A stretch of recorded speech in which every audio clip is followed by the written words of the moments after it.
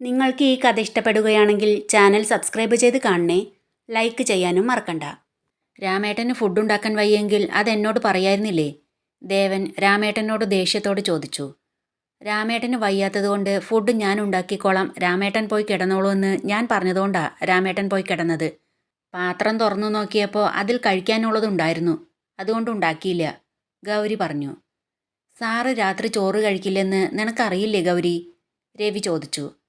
Sir ഉച്ചയ്ക്ക് ചോറ് കഴിക്കുമെന്നും എനിക്കറിയാം, അതുകൊണ്ടാണല്ലോ ഇതുണ്ടാക്കിയത്.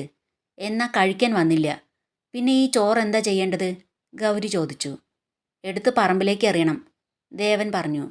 വയറ് നിറച്ച് ആഹാരം കഴിച്ച് ഏമ്പക്കം വിട്ടുപോയി കൂർക്കം വലിച്ച് കിടന്നുറങ്ങുന്ന ആൾക്ക് ആഹാരം വലിച്ചെറിയാനൊക്കെ തോന്നും. എന്നാൽ അധിക ദിവസവും അരവയറുമായി കഴിഞ്ഞിരുന്ന എനിക്ക് ഒരു തരി ആഹാരം കളയാൻ പോലും ഇഷ്ടമല്ല.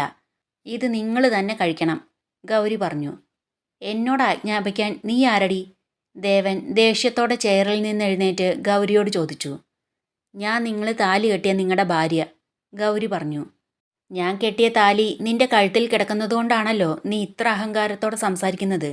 അതങ്ങ് അഴിച്ചു കളഞ്ഞാൽ തീരുമല്ലോ നിന്റെ ഡ്രാമ എന്ന് പറഞ്ഞ് ദേവൻ അത് അഴിക്കാനായി അവളുടെ അടുത്തേക്ക് ചെന്ന് അത് അഴിക്കാൻ ശ്രമിച്ചപ്പോൾ അവൾ അവൻ്റെ കയ്യിൽ പിടിച്ച് വിട് എന്ന് പറഞ്ഞ് അവനെ തള്ളി മാറ്റാൻ ശ്രമിച്ചു. എന്നാൽ അവൻ അവളെ വകവയ്ക്കാതെ അത് അഴിക്കാൻ ശ്രമിച്ചപ്പോൾ രാമേട്ടൻ ബലമായി അവൻ്റെ കയ്യിൽ പിടിച്ച് അതിൽ നിന്ന് പിടിപിടിയിച്ച് ഉച്ചത്തിൽ പറഞ്ഞു. വിട് കുഞ്ഞേ, വെറുതെ വഴക്കുണ്ടാക്കണ്ട.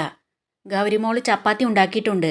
ഉച്ചയ്ക്ക് കഴിക്കാൻ വരാതെ ഭക്ഷണം പാഴാക്കാൻ നോക്കിയതുകൊണ്ടാ ഗൗരിമോൾ ഇങ്ങനെയൊക്കെ ചെയ്തത്, രാമേട്ടൻ പറഞ്ഞു. എൻ്റെ വീട്ടിൽ എനിക്ക് സൗകര്യമുള്ളതുപോലെ ഞാൻ ചെയ്യും, അതൊന്നും നീ അന്വേഷിക്കണ്ട, ദേവൻ ഗൗരിയോട് പറഞ്ഞു. എന്താ ഗൗരി ഇത്? നിനക്ക് കുറച്ചെങ്കിലും വിവേകമുണ്ടെന്നാ ഞാൻ കരുതിയത്. ഇപ്പം മനസ്സിലായി നീയാണ് ആവശ്യമില്ലാതെ വഴക്കുണ്ടാക്കുന്നതെന്ന്, രവി പറഞ്ഞു. വിവേകം മാത്രമല്ലടാ, കുടുംബസ്നേഹം, അനുസരണ, അച്ചടക്കം, ഇതൊക്കെ ആയിരുന്നല്ലോ നിന്റെ കണ്ടെത്തൽ. എല്ലാം ഇവളുടെ ഡ്രാമയാണ്. ഒരു താലിയുടെ പേരും പറഞ്ഞ് ഇവിടെ അധികാരം സ്ഥാപിച്ചെടുക്കാൻ ശ്രമിക്കുക ഇവള്. സ്വന്തം വീട്ടിൽ പോലും ആർക്കും വേണ്ടാതെ പാഴ്വസ്തുവായി കിടന്നിരുന്നവളാ എൻ്റെ വീട്ടിൽ വന്ന് അധികാരം സ്ഥാപിച്ചെടുക്കാൻ നോക്കുന്നത്. സ്വന്തം നില നോക്കാതെയാ ഇവിടെ കിടന്നാടുന്നത്, ദേവൻ പറഞ്ഞു. അത് കേട്ട് ഗൗരിക്ക് വല്ലാതെ സങ്കടം വന്നു.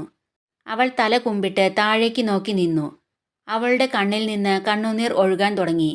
അവളുടെ കവിളിലൂടെ കണ്ണുനീർ ഒഴുകി വരുന്നത് കണ്ട് ദേവന് വല്ലാതെ വിഷമം തോന്നി. സർ, മതി പറഞ്ഞത്, ഇരുന്ന് കഴിക്കാൻ നോക്ക്, രവി പറഞ്ഞു. ഗൗരി കണ്ണുകൾ തുടച്ച് ദേഷ്യത്തോടെ ദേവനെ നോക്കി പറഞ്ഞു. എൻ്റെ നില എന്തെന്ന് എനിക്ക് നല്ലതുപോലെ അറിയാം. സ്വന്തം നിലമറന്ന് പ്രവർത്തിച്ചത് നിങ്ങളാ. പെട്ടെന്ന് എന്നോട് തോന്നിയ ദേഷ്യത്തിൽ നിങ്ങൾ ചെയ്തു കൂട്ടിയതെല്ലാം നിങ്ങളുടെ നിലയ്ക്കനുസരിച്ചായിരുന്നോ? ഗൗരി ചോദിച്ചു. ഗൗരി, മതി, കഴിക്കാനെടുക്ക്. സാർ ഇരിക്കൂ, രവി പറഞ്ഞു. എനിക്ക് കഴിക്കാൻ വേണ്ട എന്ന് പറഞ്ഞ് ഗൗരി അവിടുന്ന് അവളുടെ റൂമിലേക്ക് പോകാൻ തുടങ്ങിയപ്പോൾ രവി പുറകെ ചെന്ന് തടഞ്ഞു നിർത്തി. ഇവിടെ ആരും പട്ടിണി കിടക്കുന്നില്ല, വന്നിരുന്ന് കഴിക്ക്. എനിക്ക് വേണ്ട എന്ന് പറഞ്ഞ് പിന്നെ അവൾ മുന്നോട്ട് പോകാൻ ശ്രമിച്ചപ്പോൾ നിക്ക് എന്ന് പറഞ്ഞ് രവി അവളുടെ കയ്യിൽ പിടിച്ചു നിർത്തി. അത് ദേവന് ഒട്ടും ഇഷ്ടായില്ല. അവൻ ദേഷ്യത്തോടെ രവിയെ നോക്കി നിന്നു. വാ ഇവിടെ എന്ന് പറഞ്ഞ് രവി ഗൗരിയുടെ കയ്യിൽ പിടിച്ച് വലിച്ചുകൊണ്ട് ഡൈനിങ് ടേബിളിനരികിലേക്ക് കൊണ്ടുവന്നു. നീ കഴിക്കാൻ വേണ്ടെന്ന് പറഞ്ഞു പോയാൽ പിന്നെ ഞങ്ങൾ എങ്ങനെ കഴിക്കുക? നീ ഉണ്ടാക്കിയ സാമ്പാറിൻ്റെ മണം കൊണ്ട് എനിക്ക് കഴിക്കാൻ കൊതിയായിട്ട് വയ്യ, ഗൗരിയോട് രവി പറഞ്ഞു. സാർ ഇരിക്കൂ എന്ന് പറഞ്ഞ് രവി ദേവൻ്റെ അടുത്തേക്ക് ചെന്ന് ദേവനെ ചെയറിൽ പിടിച്ചിരുത്തി. എന്നിട്ട് അവൻ വന്ന് ചെയറിലിരുന്നു. ഗൗരി, എനിക്ക് ചോറ് മതി. നീ ഉണ്ടാക്കിയ കറികൾ കൂട്ടി ചോറ് കഴിക്കാൻ നല്ല ടേസ്റ്റാ, രവി പറഞ്ഞു. അവൾ അവൻ്റെ മുഖത്തു നോക്കി ഒന്ന് പുഞ്ചിരിച്ച് നേരത്തെ വിളമ്പി വെച്ച ആ പ്ലേറ്റ് എടുത്ത് രവിയുടെ മുന്നിലേക്ക് വച്ചു. അതിലേക്ക് കറികൾ ഒഴിക്കാൻ തുടങ്ങിയപ്പോൾ രവി പറഞ്ഞു. കറികൾ ഞാൻ എടുത്തോളാം, നീ അവർക്ക് കഴിക്കാൻ കൊടുക്ക്. അവൾ ചപ്പാത്തി ഉണ്ടാക്കി വെച്ച പാത്രം എടുത്ത് രാമേട്ടനോട് പറഞ്ഞു. രാമേട്ടൻ ചപ്പാത്തി കഴിച്ചോളൂ, ഞാൻ ചോറ് കഴിച്ചോളാം. എന്നിട്ട് രാമേട്ടന് ചപ്പാത്തി വിളമ്പി കൊടുത്ത ശേഷം ദേഷ്യത്തോടെ ദേവനെ ഒന്ന് നോക്കി. എന്നിട്ട് ചെന്ന് അവനും ചപ്പാത്തി വിളമ്പി കൊടുത്തു. അവൾ വന്ന് ചെയറിൽ ഇരുന്നപ്പോൾ രവി ചോദിച്ചു. ഗൗരി, നീ ഇത്രയും ടേസ്റ്റുള്ള കറികൾ ഉണ്ടാക്കാൻ പഠിച്ചത് എങ്ങനെയാ? എൻ്റെ മുത്തശ്ശിയാ എനിക്കിതെല്ലാം ഉണ്ടാക്കാൻ പഠിപ്പിച്ചത്. പക്ഷേ എനിക്കെൻ്റെ അമ്മയുടെ കൈപ്പുണ്യാണെന്നാ എല്ലാവരും പറയാറുള്ളത്, ഗൗരി പറഞ്ഞു. പറയാറുള്ളതോ? ആര് പറയും? രവി ചോദിച്ചു. മുത്തശ്ശി പറയാറുണ്ട്, പിന്നെ ദീപ്തിയും പറഞ്ഞിരുന്നു, ഗൗരി പറഞ്ഞു. ദീപ്തിയോ? അതാരാ? രവി ചോദിച്ചു. എൻ്റെ അനിയത്തി, ഗൗരി പറഞ്ഞു. ഓ, അന്ന് നിന്റെ വീട്ടിൽ കണ്ട ആ ചെറിയ കുട്ടിയല്ലേ? രവി ചോദിച്ചു. ഗൗരി മോളി. നിന്റെ അനിയത്തിക്ക് നിന്റെ അമ്മയെക്കുറിച്ച് എങ്ങനെ അറിയാം? രവി ചോദിച്ചു. എനിക്കെൻ്റെ അമ്മയുടെ കൈപ്പുണ്യാണെന്ന് അച്ഛൻ ഇളയമ്മയോട് പറയുന്നത് ദീപ്തി കേട്ടിട്ടുണ്ടത്രേ, ഗൗരി പറഞ്ഞു. നിന്റെ അച്ഛൻ അത് ഇളയമ്മയോട് പറഞ്ഞു കഴിഞ്ഞിട്ട് അവിടെ ഉണ്ടായിരുന്ന സീൻ എന്താണെന്ന് ദീപ്തി പറഞ്ഞിരുന്നോ? രവി ചോദിച്ചു. ഗൗരി ചിരിച്ചുകൊണ്ട് പറഞ്ഞു. ഇല്ല. നല്ല അടി നടന്നിട്ടുണ്ടാകുമല്ലേ? ആദ്യ ഭാര്യയെക്കുറിച്ച് രണ്ടാം ഭാര്യയോട് പറഞ്ഞാൽ പിന്നെ അടി നടക്കില്ലേ എന്ന് രവി പറഞ്ഞതും ദേവൻ ഭക്ഷണം തൊണ്ടയിൽ കുടുങ്ങി ചുമയ്ക്കാൻ തുടങ്ങി. സർ എന്ന് വിളിച്ചുകൊണ്ട് ഗൗരി ചെയറിൽ നിന്ന് എഴുന്നേറ്റ് ദേവൻ്റെ അടുത്തേക്ക് ചെന്ന് തലയിലും മുതുകിലും കൊട്ടിക്കൊടുത്തു. രവി അത്ഭുതത്തോടെ ഗൗരി ചെയ്യുന്ന പ്രവൃത്തി നോക്കിക്കൊണ്ടിരുന്നു. അവൻ സന്തോഷത്തോടെ ചിരിച്ചുകൊണ്ട് രാമേട്ടനെ നോക്കി കണ്ണുകൊണ്ട് ഗൗരി ചെയ്യുന്നത് നോക്കാൻ പറഞ്ഞു. രാമേട്ടനും വളരെ സന്തോഷത്തോടെ രവിയെ നോക്കി ചിരിച്ചു. ഗൗരി ജഗ്ഗിൽ നിന്ന് വെള്ളം ഒരു ഗ്ലാസ്സിലേക്ക് എടുത്ത് ദേവന് കുടിക്കാൻ കൊടുത്തു. അപ്പോൾ അവൻ അത് വാങ്ങി കുടിച്ചു. ഒരു ചെറു പുഞ്ചിരിയോടെ രവി ദേവനെ നോക്കിയിരിക്കുമ്പോൾ ദേവൻ ദേഷ്യത്തോടെ രവിയെ നോക്കി. കഴിച്ചെഴുന്നേറ്റ് ചെന്ന് ആ ബെഡിൽ കിടക്കാനല്ലേ? ഇത്ര ധൃതി പിടിച്ച് കഴിക്കേണ്ടതുണ്ടോ എന്ന് ചോദിച്ച് ഗൗരി അവളിരുന്നിരുന്ന ചെയറിൽ തന്നെ വന്നിരുന്ന് കഴിക്കാൻ തുടങ്ങി. കഴിക്കൽ കഴിഞ്ഞ് ദേവൻ അവൻ്റെ റൂമിലേക്ക് പോയി. ബെഡിൽ ചാരി കണ്ണുകൾ അടച്ചിരിക്കുമ്പോൾ രവി വന്ന് ഡോറിൽ മുട്ടിയതിന് ശേഷം ഡോർ തുറന്ന് അകത്തേക്ക് വന്നു. എന്തുപറ്റി സർ? ഹേമ മാഡത്തെക്കുറിച്ച് ഗൗരി അറിഞ്ഞാലുണ്ടാകുന്ന സീനുകളെക്കുറിച്ച് ഓർത്തോ? അതോ ഗൗരിയെക്കുറിച്ച് ഹേമ മാഡം അറിഞ്ഞാലുണ്ടാകുന്ന സീനുകളെക്കുറിച്ചോ?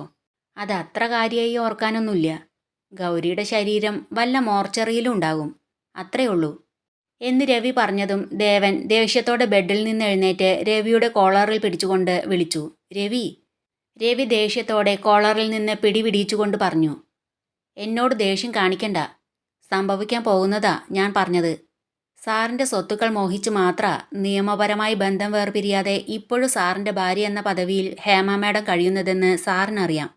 ആ സ്വത്തുക്കൾക്ക് പുതിയ അവകാശി കൂടെ ഉണ്ടെന്നറിഞ്ഞാൽ അവളെ വെറുതെ വിടുമോ? അവർ ചോദിക്കുന്നത് എന്താന്ന് വെച്ച കൊടുത്തിട്ട് സാറിന് വേണ്ടാത്ത ആ ബന്ധം ഒഴിവാക്കിക്കൂടെ സാർ? എങ്കിൽ മനസമാധാനത്തോടു കൂടി ജീവിച്ചൂടെ? അവരവിടെ അവർക്കിഷ്ടപ്പെട്ട ആളോടൊപ്പം ഇഷ്ടമുള്ള ജീവിതം ജീവിക്കുന്നു. സാർ ഇവിടെ അവരോടുള്ള പക മനസ്സിൽ കൊണ്ട് നടന്ന് സ്വന്തം ജീവിതം നശിപ്പിക്കുന്നു. കഷ്ടം, രവി പറഞ്ഞു. എൻ്റെ സ്വത്തുക്കൾ കൈക്കലാക്കാൻ വേണ്ടി എന്നെ ഒരു ഭ്രാന്തനാക്കി ഇഷ്ടപ്പെട്ട ജീവിതം ജീവിക്കാൻ ഇഷ്ടപ്പെട്ട ആളോടൊപ്പം പോയ അവൾക്ക് എൻ്റെ സ്വത്തിൻ്റെ പാതി കൊടുക്കണമെന്നാണോ നീ പറയുന്നത്? ദേവൻ ദേഷ്യത്തോടെ ചോദിച്ചു. നിയമത്തിൻ്റെ മുന്നിൽ അവരുടെ വാദങ്ങൾ ശരിയാണ്.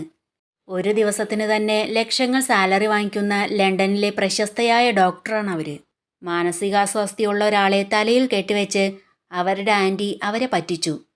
അതിന് അവർ കോമ്പൻസേഷൻ ആവശ്യപ്പെടുന്നതിൽ തെറ്റെന്താ ഉള്ളത്? രവി ചോദിച്ചു. എല്ലാം അറിയാവുന്ന നീ അവളുടെ ഭാഗം നിന്നാണോ സംസാരിക്കുന്നത്? ദേവൻ ചോദിച്ചു. ഞാൻ എന്നും ന്യായത്തിൻ്റെ ഭാഗത്താ. അതുകൊണ്ടാ സാറിൻ്റെ കൂടെ നിൽക്കുന്നത്. സാറിൻ്റെ അമ്മ സാറിനെ ചതിക്കായിരുന്നോന്നറിയില്ല. സാറിൻ്റെ മെഡിക്കൽ റിപ്പോർട്ട്സ് അനുസരിച്ച് വിവാഹത്തിന് മുൻപ് തന്നെ സാർ ആ മെഡിസിനൊക്കെ കഴിക്കാൻ തുടങ്ങിയിരുന്നു. കോടതിയിൽ അത് അവർക്ക് വലിയൊരു തെളിവാ. അവരാവശ്യപ്പെടുന്നത് കൊടുക്കല്ലാതെ സാറിന് വേറെ വഴിയില്ല. കൊടുത്തൊഴിവാക്കി സാറിന് നല്ലൊരു ജീവിതം ജീവിച്ചൂടെ? രവി ചോദിച്ചു. എൻ്റെ ഏട്ടനെ ഇല്ലാതാക്കി ഏട്ടൻ്റെ സ്വത്തുക്കൾ അവളുടെ അച്ഛൻ തട്ടിയെടുത്തു. അതുകൂടാതെ എന്നെ ഭ്രാന്തനാക്കി അവൾക്ക് ഞാൻ എൻ്റെ സ്വത്തിൻ്റെ പാതി കൂടെ കൊടുക്കണം അല്ലേ? ഞാൻ അങ്ങനെ ചെയ്താൽ എൻ്റെ ഏട്ടൻ്റെ ആത്മാവിന് ശാന്തി കിട്ടില്ല. അല്ലാതെ തന്നെ അവളെ ഒഴിവാക്കാൻ എനിക്ക് എന്തെങ്കിലും ഒരു വഴി കിട്ടാതിരിക്കില്ല. അതുവരെ ഞാൻ കാത്തിരിക്കും, ദേവൻ പറഞ്ഞു. സാറിൻ്റെ ഏട്ടനെ ഇല്ലാതാക്കി സ്വത്തുക്കൾ സ്വന്താക്കി അവർക്ക് സാറിനെ ഇല്ലാതാക്കി സാറിൻ്റെ സ്വത്തുക്കൾ കൈക്കലാക്കായിരുന്നു. ഭർത്താവ് മരിച്ച സ്വത്തുക്കൾ ഭാര്യയ്ക്കുള്ളതല്ലേ? എന്നാൽ സാറിനെ കൊന്ന് മുഴുവൻ സ്വത്തുക്കളും കൈക്കലാക്കാൻ ശ്രമിക്കാതെ ഇങ്ങനെ ചെയ്തതിൽ മറ്റെന്തോ കാര്യമുണ്ട്, രവി പറഞ്ഞു.